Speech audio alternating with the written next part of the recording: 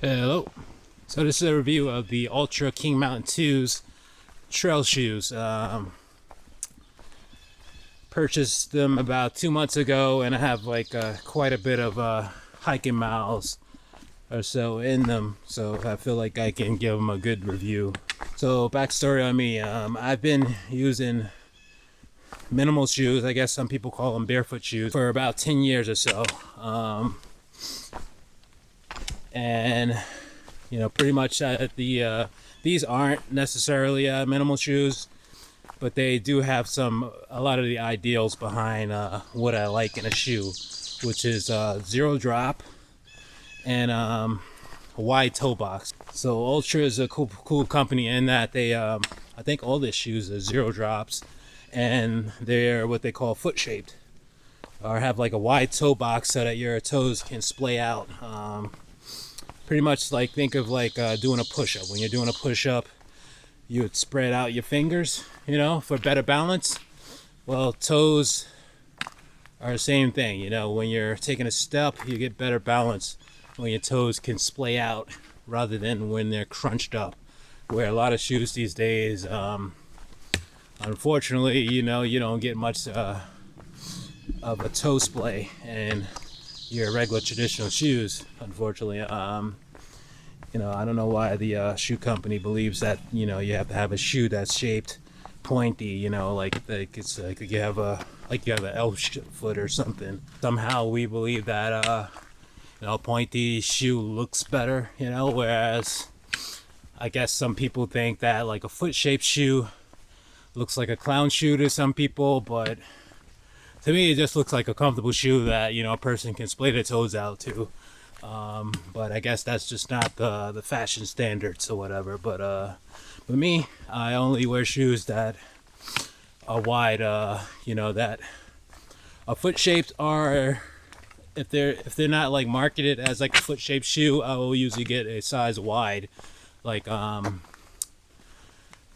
winter hiking boots. They're not necessarily, they're Merrells, but they're not necessarily marketed as like foot shaped or anything. But I got the size wide, and to me, that makes it so that I can splay out my toes a lot better. And also, having a shoe that's zero drop is very important to me as well, because we're not born like our feet don't have like a slant in them.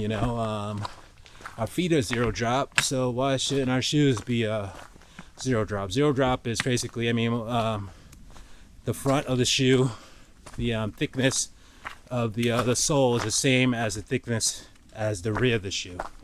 So it's like a zero drop. You're not on a slant, Somehow, the fashion or whatever, I guess, it became fashionable to like have like a heel on like every shoe, so that you're like slanting somewhat, forward.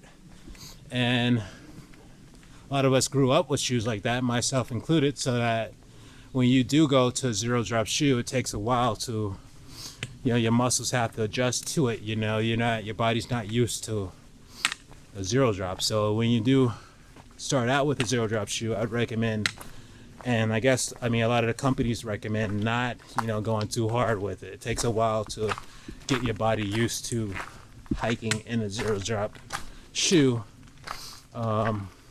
For distance anyway, you can enjoy them, right out of the box, and do a little bit walks around the block or whatever and be fine. But if you plan on doing like longer hikes, you want to make sure your body's used to wearing a zero drop shoe. They're not necessarily minimalist as far as like cushion goes. They're more cushion than a lot of my other shoes. So like when I'm just like walking around out, when I'm not doing hikes, I'll usually have a shoe that has very minimal cushion, or no cushion at all. These do have a noticeable cushion. Maybe someone that's used to wearing thick, shoes, very cushiony shoes, might not think so. But it's noticeable. I found these shoes to be pretty comfortable right out of the box, but I found them to be even more comfortable over time as the EVA foam or whatever cushioning they use has settled down a little bit. So I feel like it's It's like almost like it shaped to my foot or whatever. The foam or cushioning under it. Actually, I modified mines. Stock, they come with a strap that goes like over the top of your foot. I tried out the strap and I didn't like it. I feel like it's just too confining. Maybe my foot is too wide or something. I don't know, but I just couldn't find it to be comfortable for me. I mean, I could see some people like getting good use out of it. I mean, I guess it does hold the shoe like more securely, but I find the shoe to be pretty secure even without the strap. So I never winded up using the strap. So instead, I just it would just be like there dangling. So I winded up just cutting the strap off. The reason why I went with these shoes because I needed a shoe that where the treads were really good in mud, which these are very good in mud. They're just very aggressively lugged shoes, so I feel like very confident. But not only just in mud, also on dirt, loose dirt. One of the nice features that I like about them is that they have like the drainage ports in the front of the shoe and also under the shoe,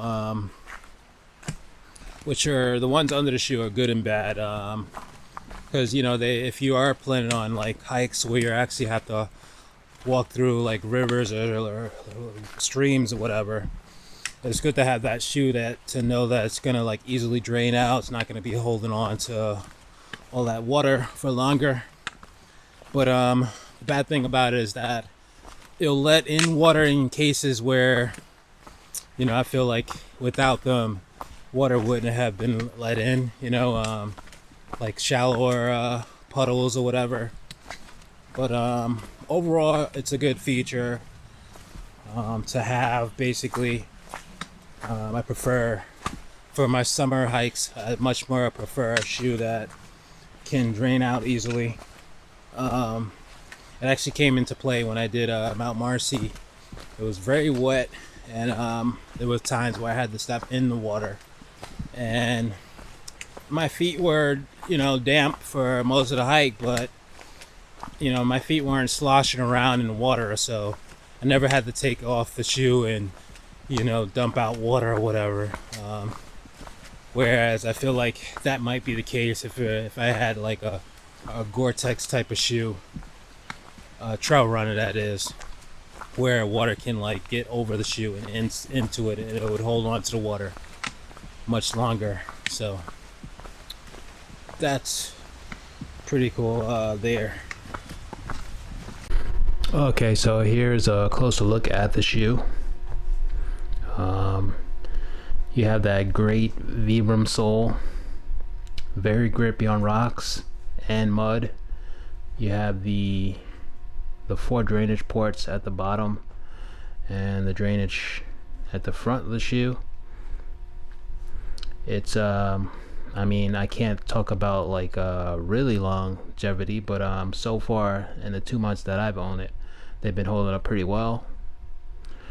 One thing that I forgot to talk about during my hike was they have something called a gator trap, so you can easily wear a gator with these, with the Velcro there and also the loop right there. I've never worn a gator with these, but it's cool that they, you know, you have that option. One other thing that I changed about them was the stock laces. I put on some bungee laces. Pretty much I love these type of laces. It's easy to adjust them. You can easily put them on and take them off. Very flexy in both directions.